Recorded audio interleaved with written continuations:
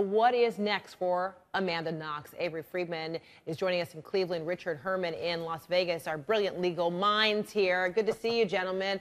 Okay, so, Richard, you first. I mean, is this a situation where Amanda Knox just has to kind of watch her back no matter where she goes, because at any moment she could be extradited? What is the likelihood that she would be returned to Italy given this second now conviction? You heard her say there's no way she would go back, and as Willingly. Wayne and Garth would say, way, because let me tell you something, Fred.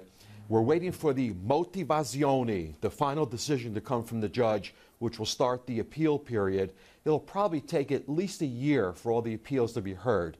But if this conviction is upheld and sustained on appeal, and extradition proceedings are brought, the United States has a treaty with Italy.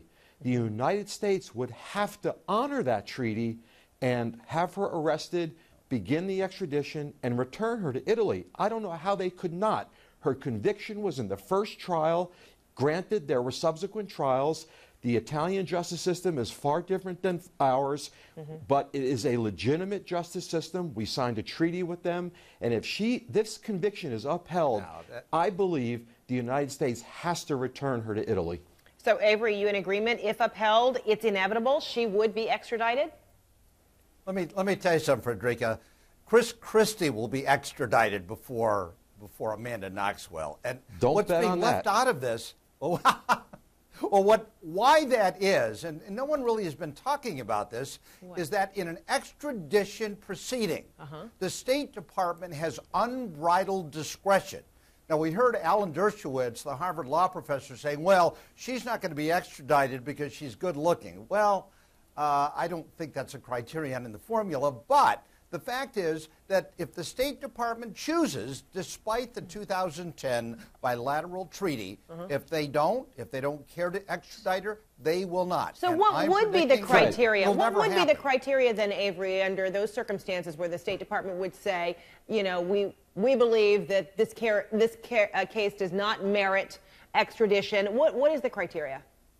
Well, there are none, but it would seem to me if they have to articulate criteria, they would say, look, she's tried in absentia. We don't buy that in the United States. There's double jeopardy. We don't buy that in the United States. There are all sorts of justifications. And the fact is that if the government doesn't want to extradite, it's not going to. But it seems like, Avery, if we're talking about all of those circumstances happening in the U.S., then it would be measured based on U.S. law. But she's an American citizen abroad, and Italy says this is the way we do it here. I mean, wouldn't that have to be honored, Richard? Yes. I mean, as bad as it is. Right. As the song goes, this is how we do it. They would have to do it, Fred. And Dershowitz said they would extradite her. The United States would extradite her, and I believe that.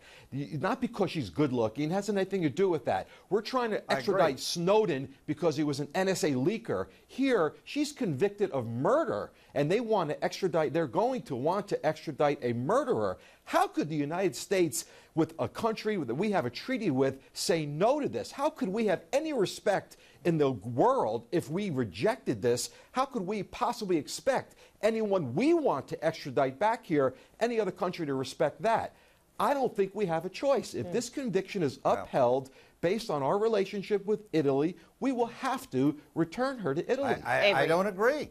I mean, it's not double jeopardy. It's not double jeopardy in Italy. It's not double jeopardy in the United States. Hold on. There are soldiers in Italy that there's an attempt to extradite. That's not happening right now. You cited Edward Snowden. Look, this is completely discretionary. And that also assumes, by the way, that Italy will insist on extradition. And you know what? They will. They let her go on bond. Hold on. They let her go on bond. You really think that Italy expected that she was coming back? Not in a million years. It's just never going to happen. Okay. Interesting. We'll pick this one up. Well, you know, it definitely sounds like it's in its infancy in terms of the debate or the argument as to, you know, what are the real possibilities that she would be sent or that she gets to stay. And I know we're going to be talking about that again.